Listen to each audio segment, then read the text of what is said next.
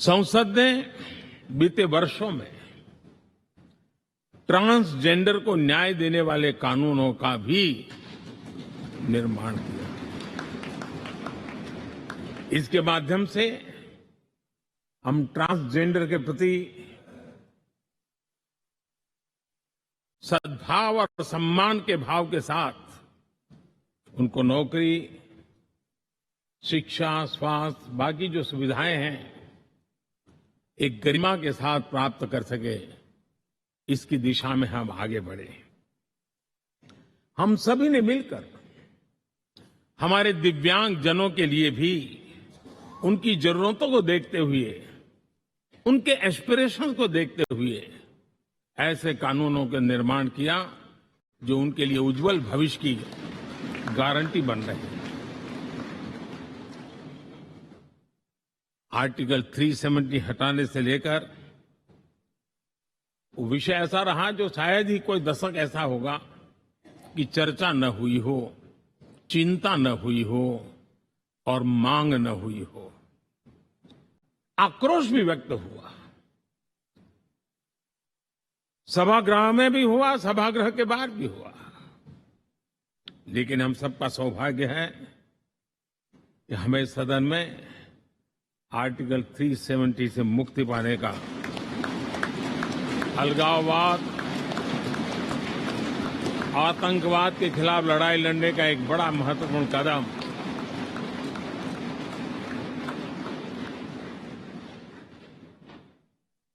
और इस महत्वपूर्ण काम में माननीय सांसदों की, संसद की बहुत बड़ी भूमिका है। जम्मू कश्मीर में इसी सदन में निर्मित हुआ संविधान हमारे पूर्वजों ने दिया हुआ वो महामूल्य दस्तावेज जम्मू कश्मीर में लागू करते हैं तो इस मिट्टी को प्रणाम करने का मन करता है। आज जम्मू और कश्मीर शांति और विकास के रास्ते पर चलने के लिए प्रतिबद्ध हुआ है और नए उमंग, नए उत्साह, नए संकल्प के साथ जम्मू कश्मीर के लोग आगे बढ़ने का कोई मौका अब छोड़ना नहीं चाहते हैं।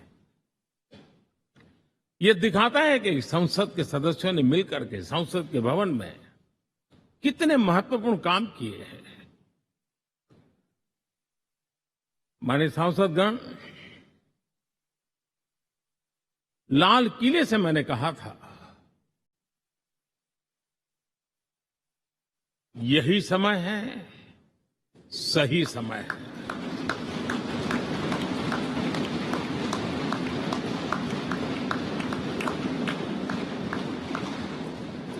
एक के बाद एक घटनाओं की तरफ हम नजर करेंगे। हर घटना इस बात का गवाह दे रही है कि आज भारत एक नई चेतना के साथ पुनर्जागृत हो चुका है।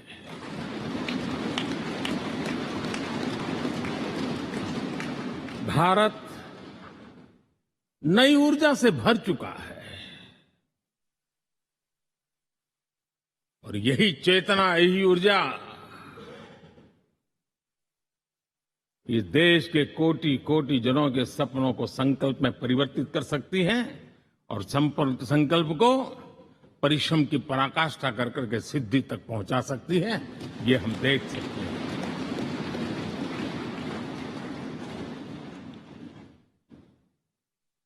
और मेरा विश्वास है,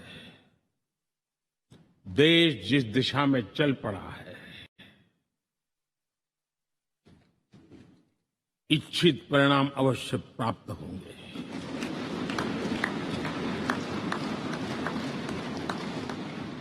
हम गति जितनी तेज करेंगे, परिणाम उतने जल्दी मिलेंगे।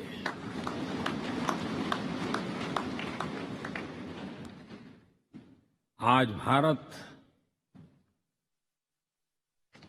5वीं अर्थव्यवस्था पर पहुंचा है, लेकिन पहले 3 में पहुंचने के संकल्प के साथ बढ़ रहा है।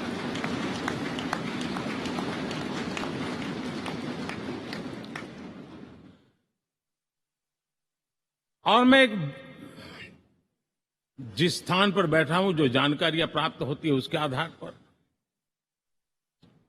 विश्व के गणमान्य लोगों से बातचीत करता हूं, उसके आधार पर मैं बड़े विश्वास से कह रहा हूं,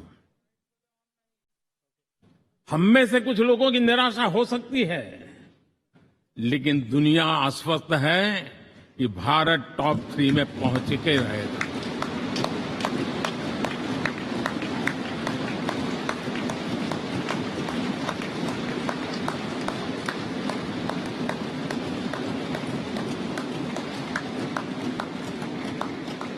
भारत का बैंकिंग सेक्टर आज अपनी मजबूती के कारण से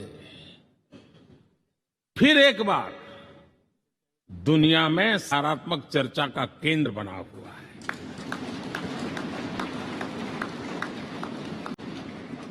भारत का गवर्नेंस का मॉडल, यूपीआई, डिजिटल स्टैक, मैं इस G20 में देख रहा था, मैंने बाली में भी देखा। टेक्नोलॉजी की दुनिया को लेकर के भारत का नौजवान जिस प्रकार से आगे बढ़ रहा है, पूरे विश्व के लिए कौतुक भी है, आकर्षण भी है और स्वीकृति भी है।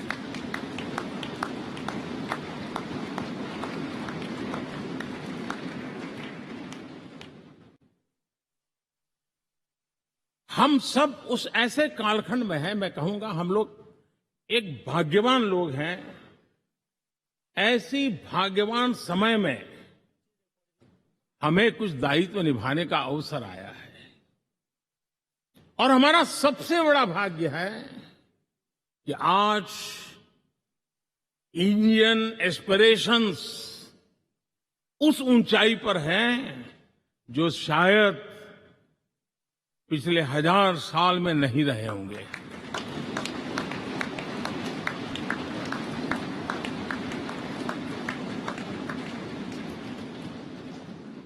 गुलामी के जंजीरों ने उसके एस्पिरेशंस को दबोच के रखा था।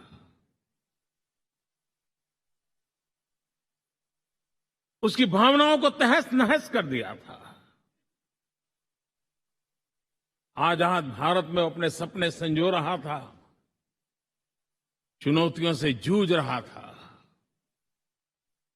लेकिन मिलकर के आज जहां पहुंचे हैं, अब वहां वो रुकना नहीं चाहता है। वो एस्पिरेशनल सोसाइटी के साथ